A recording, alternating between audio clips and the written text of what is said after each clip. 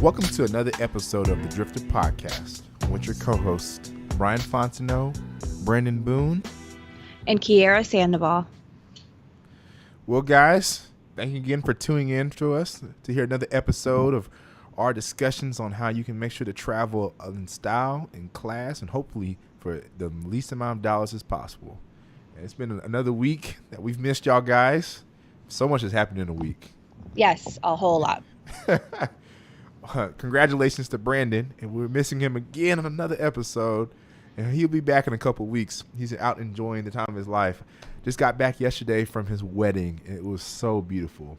Congratulations to him and his beautiful wife, Shalika. Wish for them a lifetime of happiness and marriage. You're going to have to see some of the pictures on Instagram and such like that, but it was so beautiful. Congratulations, Brandon. I'm so happy for you, and your pictures were beautiful. Destination weddings are what's in, I guess now. I mean, that's the first one I've been to, and then I think some of his friends that were there, we were talking about doing destination weddings. So this is a new thing for travelers that have to figure out. Like, so you're a believer now, huh? Yeah, they sold me on it. Like, it was so beautiful. And Puerto Vallarta, I cannot say that word. Vallarta. Vallarta. There you go. Vallarta. Man, going out there, they had a lot of activities planned. They had a nice, like, wedding, like, right there on the water, like, right behind us. We had an infinity pool, and it was just, like, a beautiful ambiance. It was just perfect. Like, it was perfect. They were perfect. They were the most beautiful bride and groom that I've seen. And based on what you told me last week, this is your first time going to Mexico, right? Yes. Yes. So you're talking to a brother who's been to 17 countries. It had never been to Mexico. I've been to Europe. I had been to Asia. I had been to the Middle East. I had been to all kinds of other places. I've been to South America. Never been to Mexico. So add that to the repertoire of places to go. I'll have to go back. Definitely found a lot of gifts for people, friends, and family. And I can't say it over the air because then they'll know when I got them. Gotcha. But luckily, I had the most horrific American Airlines experience. I missed my flight twice. Made it on the third time. Came back, suitcase destroyed. Was flying for 12 hours. What? Somehow, luckily, got back with all my gifts and everything in my suitcase intact, despite TSA inspecting my bag. Wait. It was 12 hours to get from Puerto Vallarta to Austin? Yeah, it was weird. So I originally was going to miss the wedding. Got to there, and they needed volunteers for a later flight. So I took that, got compensation, and got a taxi to get to the wedding. Got to be there, take pictures. As soon as the wedding was over, I caught a taxi, moved all the way across town to only have 30 minutes before my flight. Then my flight was delayed for 30 minutes, thank God. Made my flight, left at 9 o'clock, went to Mexico City, went from Mexico City to Atlanta, went from Atlanta to Austin. Finally got back at 10:23 today. So 12 hours I've been riding. Wait. You left Puerto Vallarta in the same time zone as you are in Austin? Right. To go to Mexico City. Okay, I can understand that. But you had to go from Mexico City to Atlanta? Yeah. I don't understand that one. Just to go back to Austin? Just go back to Austin. And this is American? Yeah. Airlines. Oh, heck no. It was interesting. Let's put it like that. And that was your original flight back home, or it was a completely different flight back home? No, my original flight back home was on Wednesday, which I'm totally not going to be on. Okay. But I had to come back for an early flight because I have to catch another flight tomorrow. So it's like flights on flights on flights. Right, that you're about that life. Yeah, not Interesting. Really. Okay. So pack a bag, unpack a bag, pack a bag, and leave.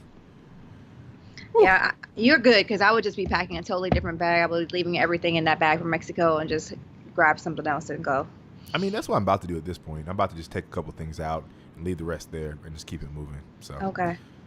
And you need to write American an email and tell them about themselves. Get some points out of this. You know what? I will because, as a matter of fact, they canceled my flight for tomorrow on top of that. So it's like I went from one L to a new L. Like the now L you're just a big got L? bigger. Yeah, now I'm big a big L? Yeah. Just like, golly, I can't win for nothing with American. Y'all give me the hardest time. I hope y'all listening. Yeah, you gotta stop taking American out of Austin. You gotta get something else. What's another big liner out of Austin? United? Well, United depends on where it goes, but Delta definitely Southwest. Yeah, it's definitely Southwest. So I never hear you talk about taking Southwest. Do you not like Southwest? Oh, I love Southwest. That was actually the first airlines that I ever got introduced to. My mom got me a rewards card when I was 10 or 11 years old. And so Mm-hmm. that's all I knew growing up. I didn't figure out Delta until last year. I didn't figure out heck most any other airlines until last year or the year before last. Interesting. I was mostly a Southwest guy. Okay. Brandon would find that very surprising, so I hope he hears that while he's out traveling the world. Send me text messages 24 hours late. Right. So, yeah, I actually was a big Southwest guy. I didn't discover Delta until I first got into points and cards about 2 years ago, Mm-hmm. and that's when I started flying Delta a lot because I could transfer to them the easiest, which I'll be talking about more when we get to our cards and points section. But yeah, Okay. so I'm definitely a big Delta guy, and I do like Southwest. So if I had to pick an order of domestic airlines, it's always Delta. It's usually Delta first, then Southwest. Now I got that status with Delta, so now I'm more inclined to do Delta, then Southwest, and then it used to be American, then United. Well, it used to be United, then American, but then of course they switched when after United had all that stuff go down. And Mm-hmm. now I'm just like, I don't know. It's like Delta, Southwest, JetBlue. Who else was the other one? I can't remember. Delta, JetBlue. Oh, Virgin Airlines. Oh, JetBlue okay. and Virgin are kind of like at the same level, so they're Mhm. like code number threes. And then every other foreign airline, then American Airlines, and then United last. So. Interesting. What about Spirit, or a Spirit fall on there? Uh, it's definitely above American and United. Oh, Same wow. for Frontier. I've never Wow. flown Spirit. I've just heard the horror stories. Yeah, no, I'm good off Spirit. We'll find out about Frontier when I come to Austin. Yeah, So, you let me know because I've been interested in them. yeah, I'm actually flying Southwest to Austin, and then I'm taking Frontier back home. Okay. Yes. Well, hey, all you need is one way to try it out. Yeah, so we'll see what happens. So I've seen people do that with Spirit and never come back. No, just kidding. They just never Yeah. buy the plane ticket again. I've done 2 Spirit flights, I think, and I'm not doing them ever again. Like, it's not worth my time. Yeah. Yikes! I would rather stay home or drive where I need to go than fly Spirit. So It's like I'd rather bicycle. I'm like, oh, okay, that's pretty extreme. basically, or I'll just pay the extra money and yeah, I have to figure out something later. But I'm definitely not flying Spirit anymore. I don't care if anybody offers to buy me a flight. Still not taking a flight. That's how bad it is for me. To each their own. Yeah. But to most, heed our advice. So, Yes. So what are we talking about today, Brian? what we talking about?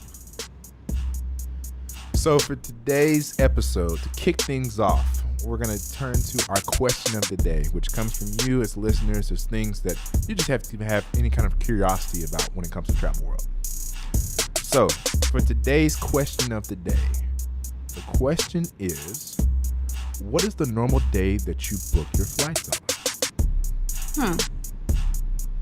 Interesting. Do you want me to start or do you want to start? Ladies first. Okay, thank you, sir. So it depends on where I'm going. If I want to go somewhere domestically or somewhere like in the Caribbean where Southwest will fly, I can generally look at tickets any day of the week for Southwest if they're having a sale, and it doesn't really matter. And from my experience, it doesn't really matter what day I buy a ticket on Southwest if they're having a sale, because a sale is a sale across the board, just during the dates of the sale. But if I'm flying, somebody like a Delta or American or somebody else like that, or JetBlue, then I try to look on Tuesday nights. But what I try to do is I try to look Tuesday early in the morning, like 1 a.m., 2 a.m., 3 a.m. A really good friend of mine that does a lot of traveling finds a lot of his deals at like 2 or 3 o'clock in the morning in the middle of the week. So he's told me to do the same thing, and I've had some good luck doing that. So I usually look on Tuesdays, like around 1 o'clock, 2 o'clock in the morning, if possible. That's interesting. Yeah. He found when he went on his honeymoon to the Maldives, he found rooms like significantly less, like hundreds of dollars less per day, since he booked in the middle of the night as opposed to booking at 9 in the morning or 10 in the morning. So he does, from now on, he does all of his searches in the middle of the night. So he travels everywhere. Like he travels like you do, like probably every week. So anything that he tells me regarding travel, I I take heed and I listen to him, and I've saved a lot of money. Saving money is what we're all about. Yes, yes, I need all my coins.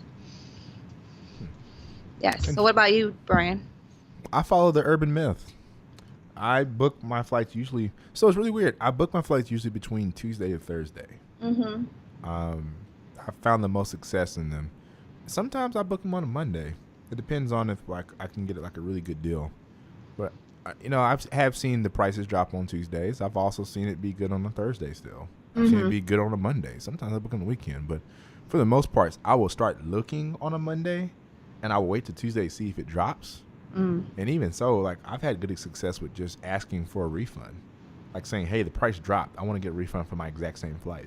Oh, really? I haven't tried that yet. I had to try that. Did it with Delta a couple times. I booked a flight to LA one time at 3:11.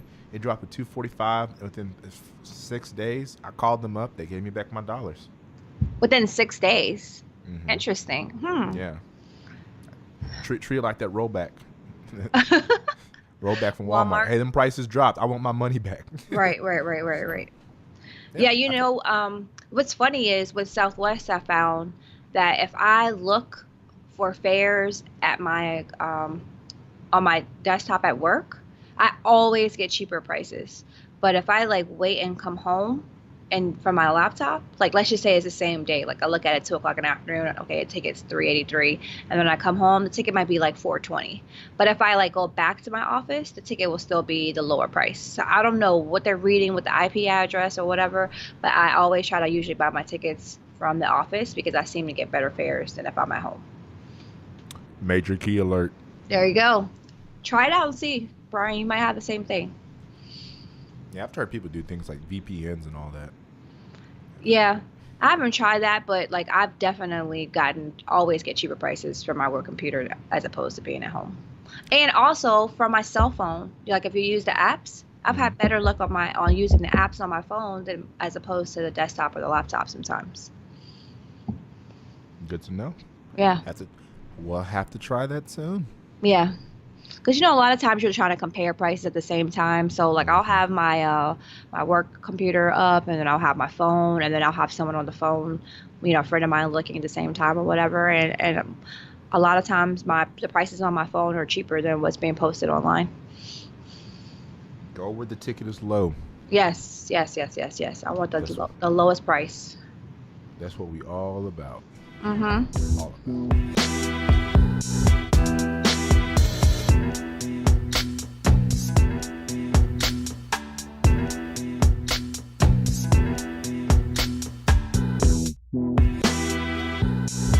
Well, we just gave y'all a couple of insider tips on where to go and when to go get your cheap flight tickets. So make sure you take advantage of those days to book your flights. Don't just book it on any day if possible. Book it on the day with the cheapest price.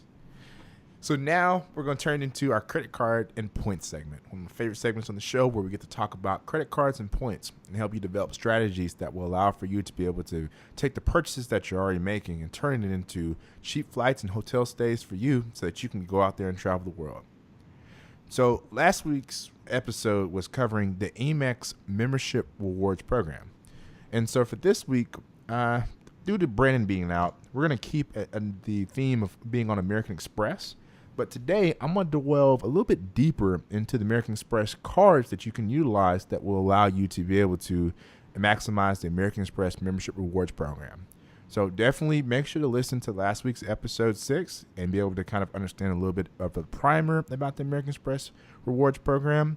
If there's any things that you have questions about after this speaking of the different cards, always feel free to reach out to us on our Slack channel for the Driftr Slack, which you can go to sign up at drifttravels.com to be able to join, and we can answer more questions about American Express for you.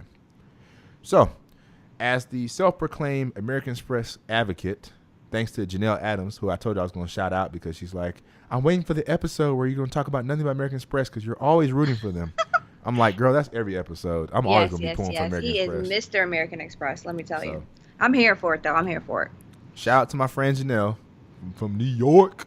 Hey, Janelle. How are you, hon? Who wants to always give me a hard time about American Express.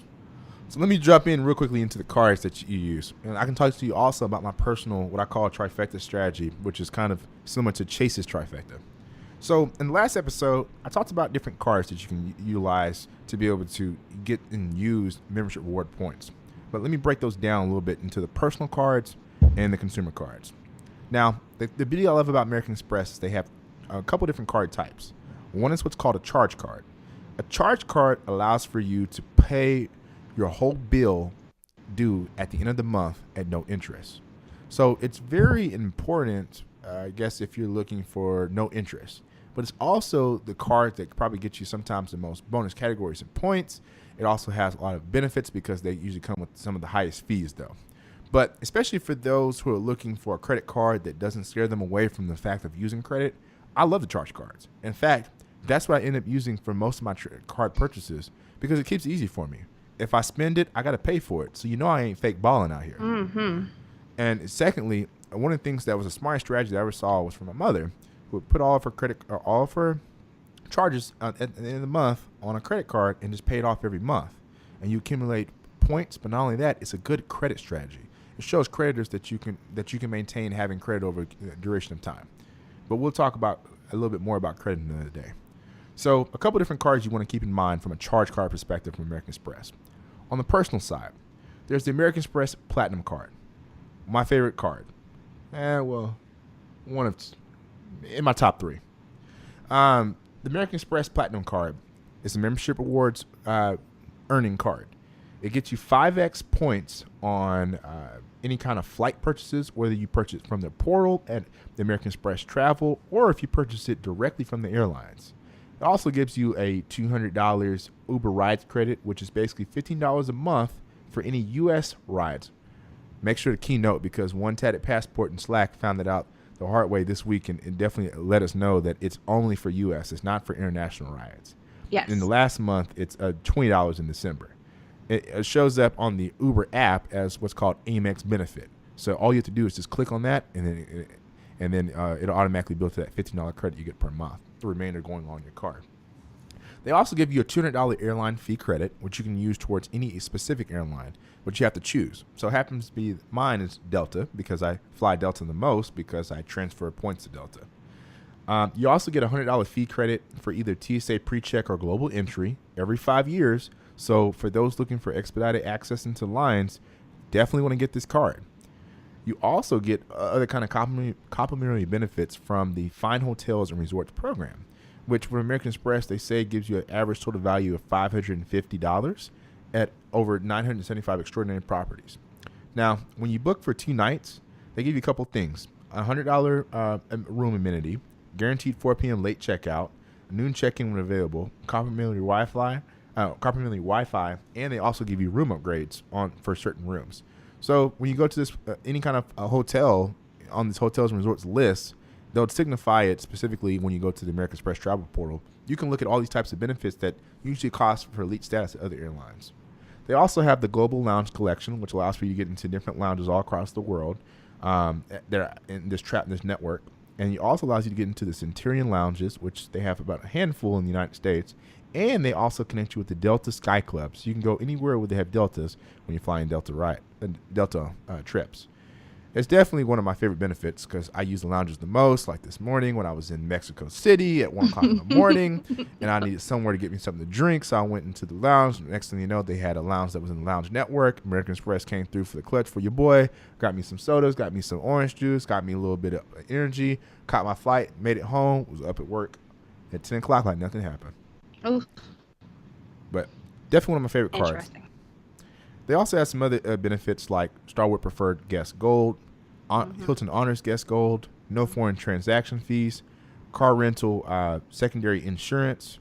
They also have a premium global assist line. You can also transfer your points to other places. So it's got a lot of different benefits that you can use. And there are also all kinds of other things when it comes to preferred seating for events, by invitation only stuff, by invitation only events like going to see the Masters or something. The Global Dining Collection will give you preferred access and reservations to extraordinary restaurants across the world, preferred seating, their own Departures magazine. You also get extended warranty coverage. I mean, I can go on and on. But American Express, the Platinum card, is definitely one of the better cards that you can get. Now, the second piece that rounds up my trifecta from a personal card side was also a charge card. It's the American Express Premier Rewards Gold Card. I had this card specifically because it got me 3x points on airfare. But American Express over the last year added 5x points on airfare. So I switched my card that I buy airfare with whenever, like for instance, if I travel for work and they had to have me buy airfare, I put it on my own card instead of their corporate card, so I get the points. But also, I end up using it as my everyday card, which I'll talk to you a little bit later about what I'm going to change it to. But I get 2x points on restaurants, gas stations, supermarkets, 1x points on everything else. I get a $100 airline fee credit. It also includes the hotel collection, no foreign transaction fees, and then also they have the baggage insurance, global assist hotline, and some other things. So it has some of the similar benefits of the Platinum card. But I use this card because for the annual fee, it's $175. $100 air credit basically brings it down to $75. And through the 2x points that I get from restaurants, gas stations, supermarkets, this is my card that I go to for all those purchases. In contrast to the Platinum card has a $550 fee. And before it makes you jump out of your seat, want to sell your soul, or want to start, doing crazy things for change, you got to look at credit cards for the value that they get back to you. And it's all about strategy. That's why we're here talking to you every week about things you can do for your credit cards. So when I look at $550 as far as the annual fee, I spend $200 in airline fee credits. So that's $200 off the top, brings it down to $350. I get $200 in Uber rides, which I will use. I mean, all I have to do is just not travel my car somewhere. And heck, with the way that gas prices are set up, I could definitely use that Uber credit. So that brings it down to $150. Now, I mentioned you get a $100 fee credit over the course of 5 years for global entry and TSA PreCheck. So I'll basically break that down to being $20 per year if every 5 years is $100, which I hope that you're going for global entry and not TSA PreCheck. Yes, please. TSA PreCheck comes with global entry. More major keys, fam. So that brings it down to $130. So if I buy flights and get basically a 5x reward, basically what I'm having to do to basically get that 130 is spend, some change on some flights. And so I use that for work stuff. Also, another way I like to look at it is if I stay at the fine hotels and resorts for just 2 nights at some place, I get a $100 amenity for the room. Plus I get guaranteed 4 p.m. late checkout and an early check-in and room upgrades, which that can definitely overrun your $130 fee. And so usually the prices that they have for the hotels are pretty reasonable. So, I mean, that's another way you got to look at how you're using your cards. Another card that also gets points is the American Express Green Card. It's another charge card, but highly don't recommend it because you get better value out of the other cards. It comes with a $95 fee, but it only has 1x points. And then there's also the American Express Gold Card, which I don't recommend because I recommend getting the Premier Rewards Gold because it gives you more rewards, which is what we're all about. On the other side, cards that get membership reward points from American Express is revolving credit cards. So they're like your traditional credit cards. They give you a set line, which may be $5,000 or $10,000 or $20,000, and you can't spend up to that. Whereas with a charge card, you don't really have a credit line per se, but at the same time, there is definitely a limit that you can spend. And what it's based upon is different things for your credit report and credit profile specifically that help them to figure out if you can spend $20,000 and pay it off at the end of the month. And it changes over time. So it's based upon history. So the more history you have with them, the better that they are about making sure that you can buy a tank, basically is what I say. Because I seen one time I did a check to see how much I could spend. I'm like, man, I shouldn't have that kind of availability. Yeah, no, I've never checked because I don't ever want to go in the mall and get crazy. So that's why you put on your credit cards what you can spend, not what you think you're going to spend, what you actually going to pay at the end of the month. And just remember that. That's why I love the charge card. But the card that I wanted to talk to y'all about from a revolving credit card side is specifically the American Express Everyday card. Now, it comes in 2 different flavors. There's the Everyday, which has no annual fee. That card allows for you to get 1x points on all your purchases. And you get 20% more points when you spend 20 times or more in a billing cycle. You also get 2x points at supermarkets. So it can kind of rival my place for my American Express Gold Card. this is actually the card I want to turn into my everyday card, so I can just use everyday purchases on it. Because if I get 20, at least I get 1.2x points as compared to 1 point as I'm getting to my American Express Gold right now. Now, if you're feeling real ballsy, you can go and get the everyday preferred card. Now, the everyday preferred card has a few more added benefits from the everyday card, being that you have to spend 30 times in the course of a month, and within 30 times in a month, you're going to actually get 50% more points back. So you get 1.5x points as comparison to 1.2 for the everyday card. You also get 2x at gas stations, and you get 3x at supermarkets. I forgot to mention with both everyday cards, the 2x at supermarkets for the everyday and the 3x at supermarkets for the everyday preferred have a limit of $6,000 per year. But both cards allow you to get membership reward points that allow for you to be able to transfer into airlines, and especially when you combine them with the American Express either Premier Rewards Gold card or the American Express Platinum card. You can have a kind of a tandem when it comes to cards.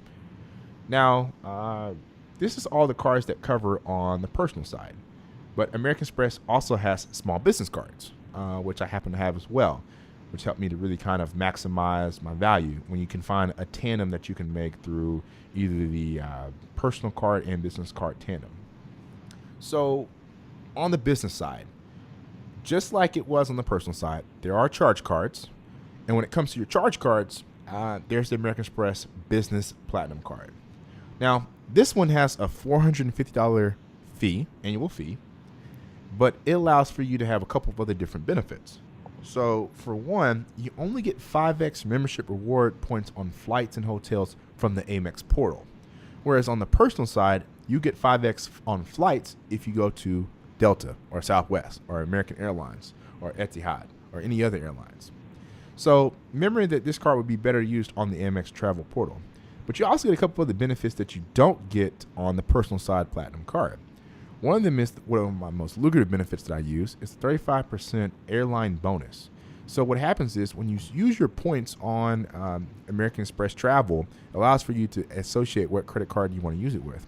When you associate with this card, the airline that you choose as your air travel of choice to get your $200 airline credit, you also get 35% back of those points on economy, but then you also get all your points, get 35% points back on either business class or first class flights, which I've used to fly first class a lot lately. Back when it was back 50%, and it used to come within 2 or 3 days. Now it's like 4 to 6 weeks. Oh. Yeah. So I'm seeing points from stuff that I booked months ago come back. I was like, oh, my points jumped up. Oh, I must have got my rebate back. So it helps you really stretch your miles when it comes to points, that's what we're all about here.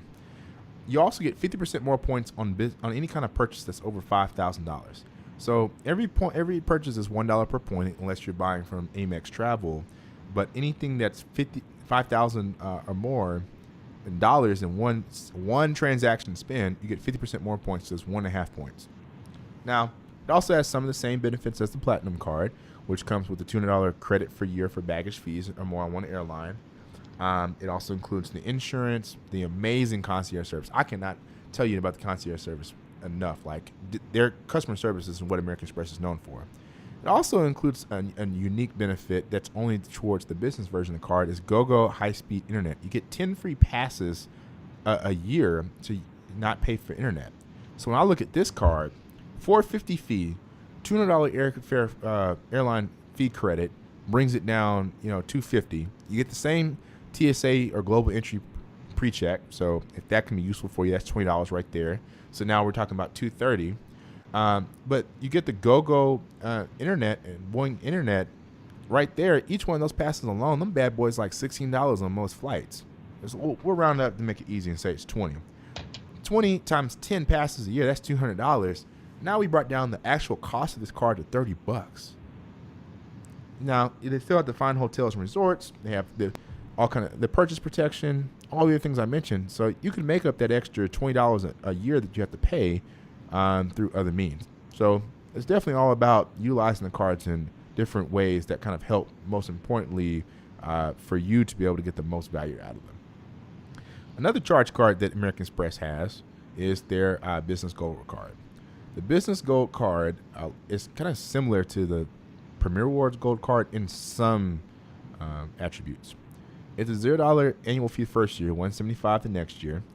You get 3x on one category of choice. So you can either be airlines purchased directly, airfare purchased directly from airlines, U.S. purchases for advertising like Facebook ads or Google AdWords, U.S. purchases at gas stations, U.S. purchases for shipping, or computer hardware.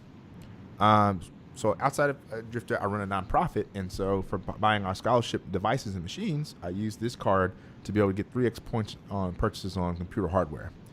For the other 4 categories that you don't choose the 3x category on, you get 2x points. You get 1x on everything else. Now, unlike the Premier Reward Gold card, you don't get the $100 airfare credit, which I wish they had. But for the most part, I use this as my card to maximize my bonus categories. It also has some of the other same benefits: extended warranty, roadside assistance, global assistance hotline, baggage insurance, accidental travel insurance, purchase protection, and all of that jazz. So there's a lot of good benefits. Now, when it comes to another card that you need to look at, as far as revolving credit cards, they just released a card that I got my eyes on that I really want to get next to the everyday card that I want to get on the personal side. Is the business blue business plus card. So it's a revolving credit card, $0 annual fee, and you get 2x points on the first $50,000 in purchases, and then after that you get 1x points on everything else. And like the other cards, transfer for your membership rewards points over to other things. So definitely my revolving credit card that I've still got my eyes on that I really want to get from a business perspective. They also have the Business Green Rewards card. I don't recommend that card because you only get 1x points and you have to pay the annual fee. So you can kind of get it with other cards. Yeah, definitely stay away from that one if you can. Okay. Basically on the personal side and the business side, because if you want to get 1x points, you get 1x points with other cards, plus you can have bonus categories. The way you really maximize your credit card spend, when you're looking at American Express cards or any of the cards, is look at the things that you're spending your money on, look at the bonus categories of your card, and that's the card that you know to get in the order of how you go get your cards. So I focused on bonus spending. Like I mentioned, nonprofit, give out scholarships, we give out technology awards. And through the technology awards that I purchased, I looked at 3x spending on the business gold. I'm maximizing that to be able to take a trip. So I don't have to pay myself a salary. Just save the money from our expenditures that we already have to make through the nonprofit. And there's other ways you should look at that. Look at gas. Look at restaurants. Look at your budget, most importantly. Your budget really is your telltale sign on what things do I spend. And that helps you to better understand what cards do I need to pick. If you have work at a job and they have you pay for flights and things, go get you a travel card because they're going to reimburse you most times. I'd hope 100 times out of 100. So it allows you to take that reimbursement money that you get and turn it into flights, and you didn't have to pay for anything. If you do events at your job and they do reimbursements, put the money on a card that gets 2x points on restaurants. Yep. It's interesting going to a bar, you pay for a bar tab, and next thing you know, you got 2x points on that. But guess what? It also works for catering. Catering is considered restaurants. And a lot of these credit card companies, some of them are strict. American Express has sometimes strict rules on how things work, but for the most part, I find them to be mostly flexible. So I've been surprised at what's been on 2x, 3x, or 5x categories. So that's how you really maximize your spend when it comes to American Express. Definitely get the charge cards. There's no limit to the amount of charge cards you can have. But keep in mind, over the duration of your lifetime with American Express, you can only have 4 open revolving credit cards. So choose your 4 wisely. I have the Blue Cash card, and it's a card that I plan on canceling because I was big into cash back, but now I've gotten back big into points, and so I really want people to maximize points for them to be able to get the most out of the value. And that's what I'm trying to transition my life to. So I'm actually going to plan on canceling the Blue Cash card so I can get the everyday card on the personal side, and I definitely want to get the Blue Business Plus card so I can take my everyday business transactions and get 2x points on that rather than use like my Business Gold Reward card. Wait, I have a quick question. So you said you can't have more than 4 American Express cards? 4 active ones. Oh, okay. So only 4 active revolving cards. You can have Okay. infinite numbers of charge cards. Probably because Okay. they don't see you as a liability because you're going to pay you're going to pay that card off every month. Whereas a revolving credit card, they extend your credit. So you can only have a maximum of 4 revolving cards. Now, that also includes business cards and personal, so you got to be careful. Okay. Now, what it does not include is AUs. So if you're an AU for somebody, that is not included. And AU means authorized user. Oh, yeah. Forgot Yes. to tell you the terminology. Okay. Sorry, guys. Just making sure. Gotcha. Okay. Well, that was a lot of information. We'll have to make sure we put the notes up online so everyone can see that. Yeah. So Yeah. make sure you come out to driftertravels.com. You can see the show notes. Like I said, if you have questions about credit cards, strategy use, definitely come join our community in the Slack channel so that you can learn a little bit more about how you use credit cards and how we use credit cards. And then also we can just kind of vibe, talk about different ways and different uses, and give you strategies that can help make you a winner so you can take those free trips and be flying in style, stunning for the gram. Very nice. So, from my personal experience with American Express, a couple things that I like, well, that I've found that I benefit from the most, would be Priority Pass. And I know you can get that with Chase, but I had Amex first with them. So, excuse me, I had Amex first, so I had Priority Pass with them. But Yeah. Priority Pass has definitely saved me a lot with just, going in and out of the airports, having a nice place to hang out, and then also, get free drinks and food and et cetera, et cetera. The other thing, in American Express, the offers that they have with the vendors. So, like, American Yes. Express will offer, like, if you spend, well, like with Shave Club, actually, I need to do that tonight. With Shave Club, if you spend $10 with Shave Club, you get 1,000 points.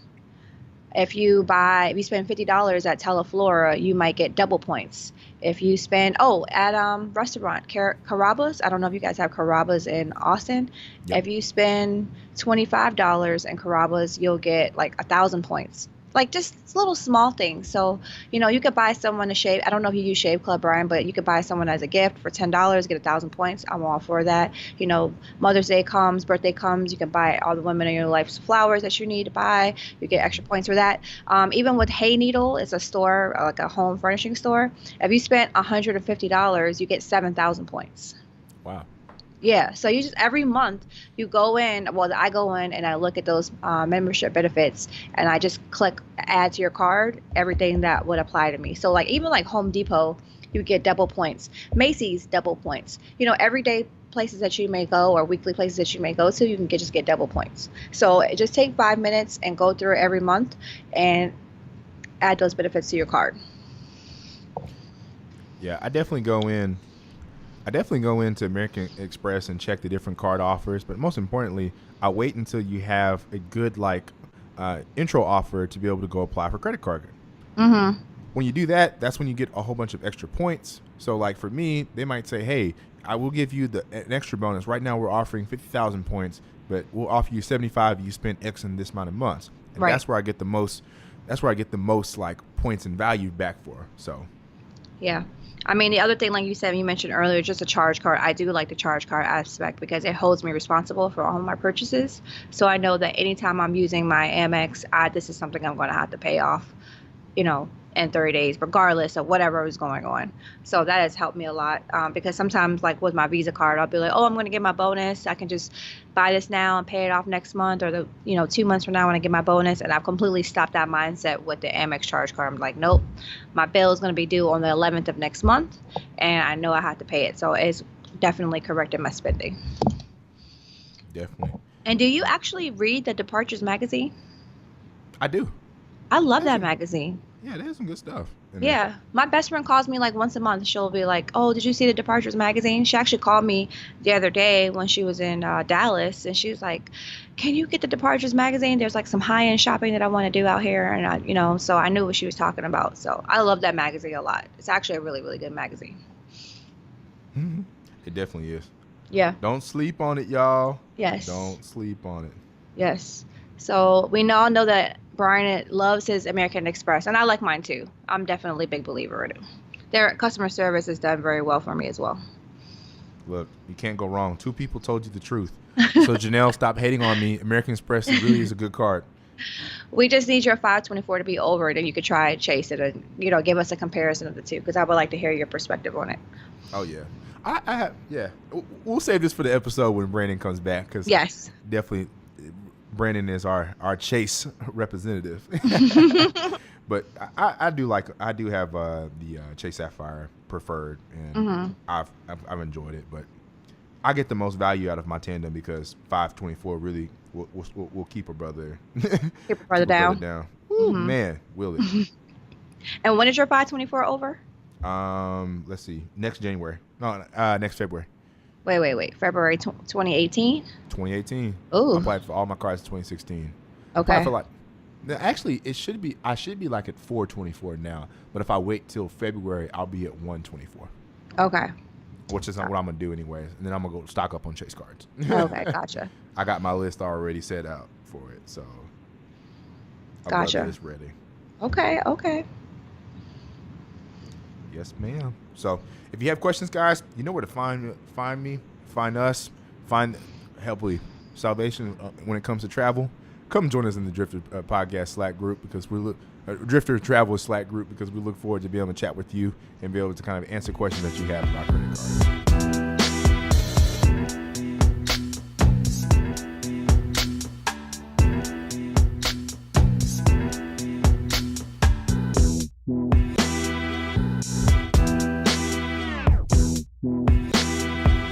All right. So now that you've got the lowdown on your American Express membership rewards cards, now we're going to take a trip and we're going to travel to somewhere in the world. And one of my other favorite segments, thanks to Kiera, you going to tell us where we're going to go today? Yes, Brian, we are going to Bali, all the way around the Ooh. world. We're going to Bali. So I'm sure I mentioned this before, but Bali is on my list of places to go next year.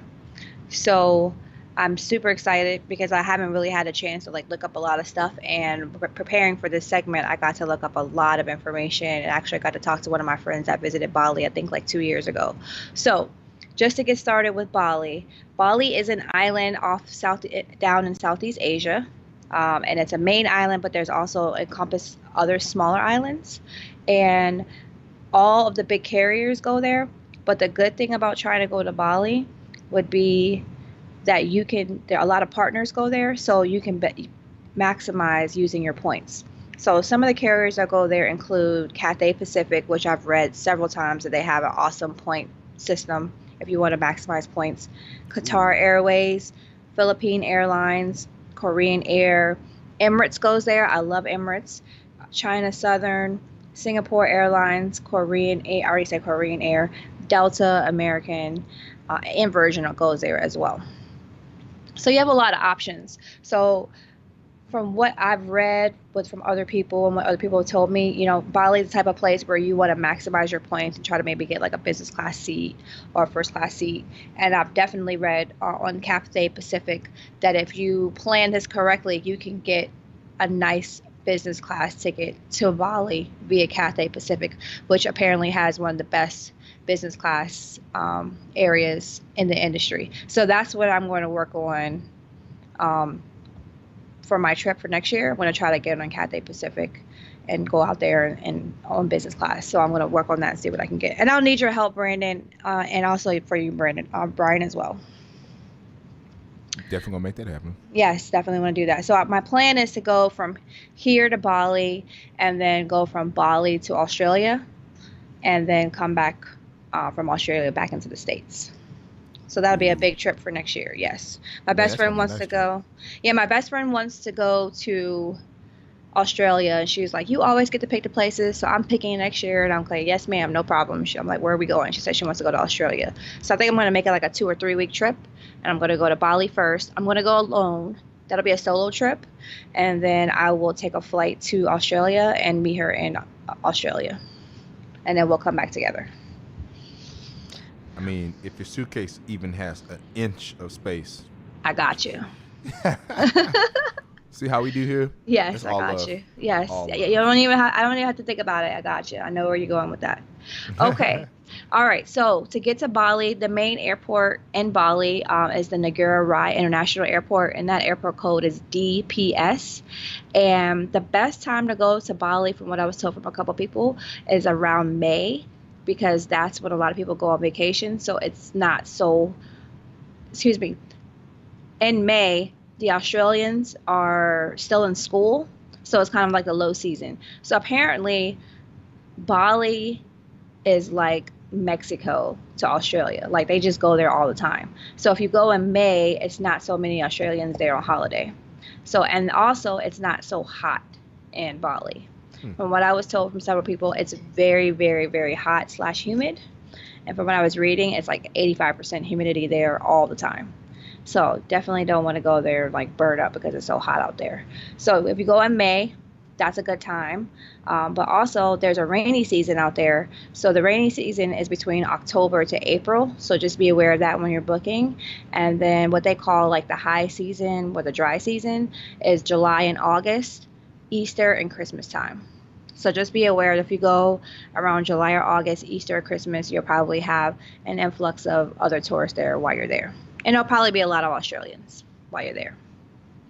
So the big thing to do in Bali, as far as traveling around the island, would be to hire a driver. So you don't have to like worry about catching the bus or anything like that or catching the metro.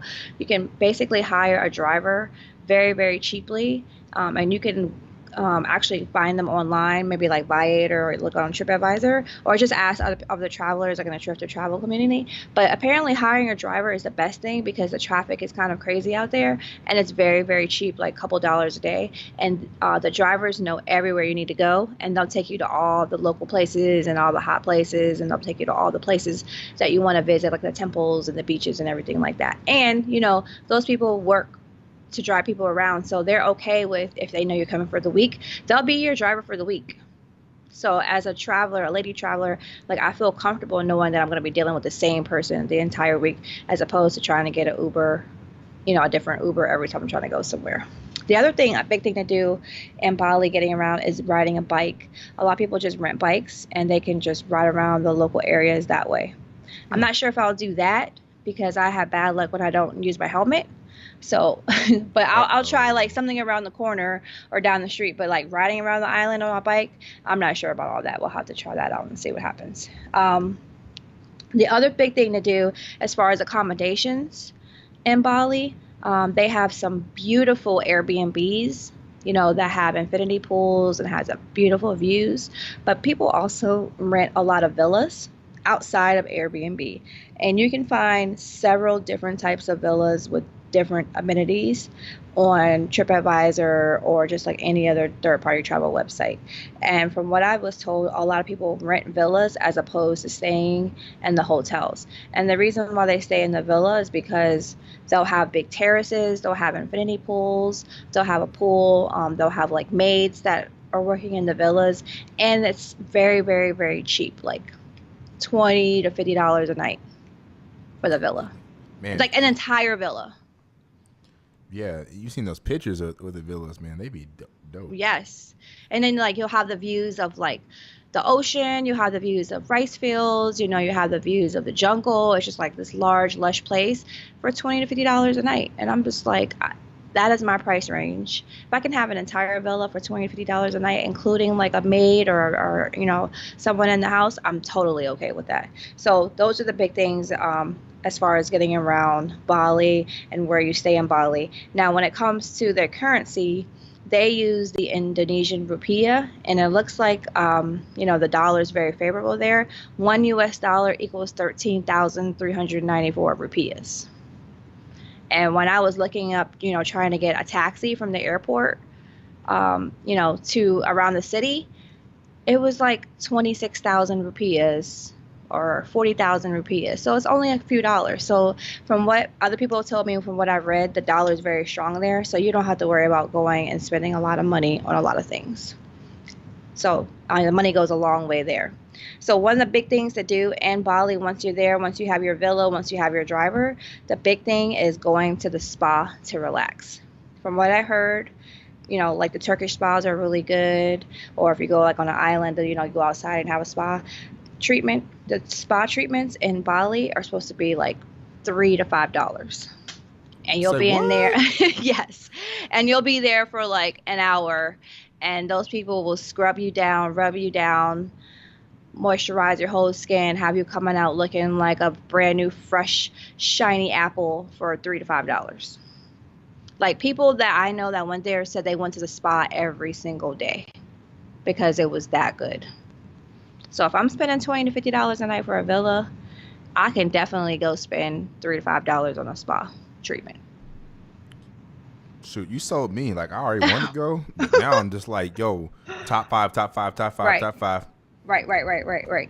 Yeah, so I mean, other things to do. So once you go relax, you got your driver driving you everywhere. There's so many things to do in Bali. You can go to the beaches. There's several different beaches there, and some of the beaches have black sand. I love black sand beaches. That's one of my favorite things. They have black sand and white sand.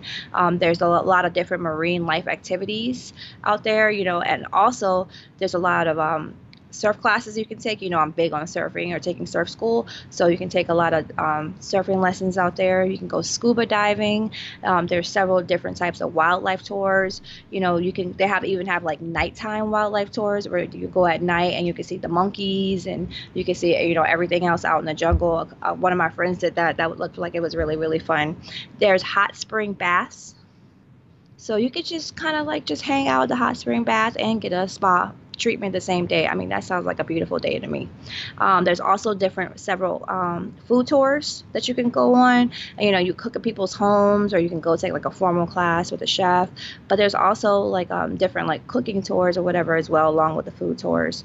So I mean, there's everything. Oh, and I forgot about the main thing, the temples there and the rice fields.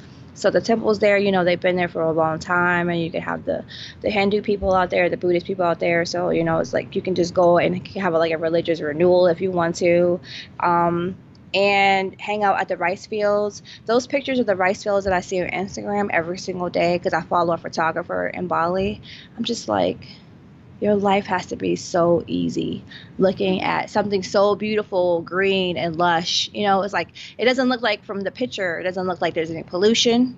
It doesn't look like people out there stressed out, like running from here to there, here to there. Just everybody looks like they're just so relaxed all the time. So that's what I'm looking forward to in Bali.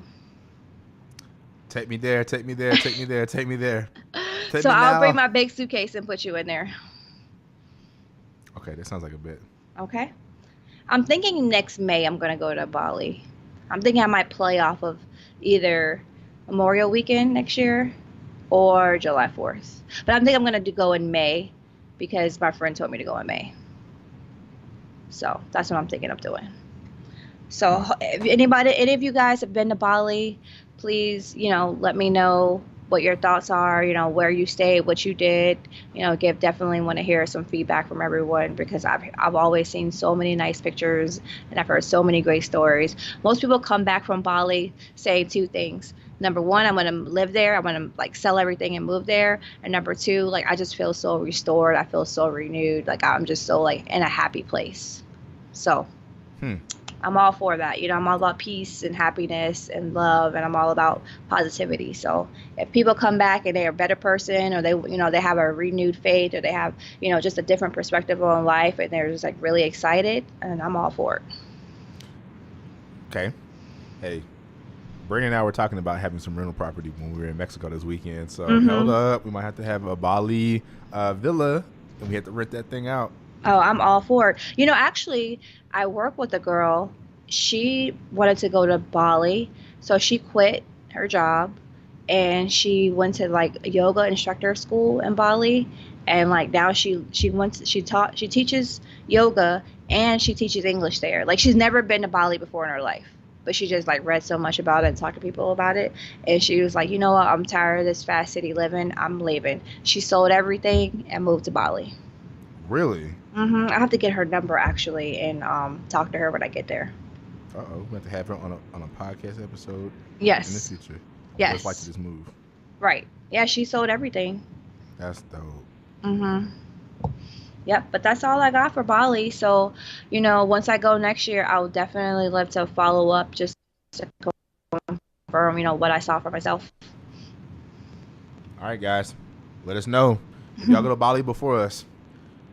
I might hate on some of your pictures because they're going to look so beautiful. But I will still be interested in your experience. So let us know if you head to Bali, and hopefully we'll see you there. Actually, I hope we beat you there. But, hey, nobody's keeping tabs.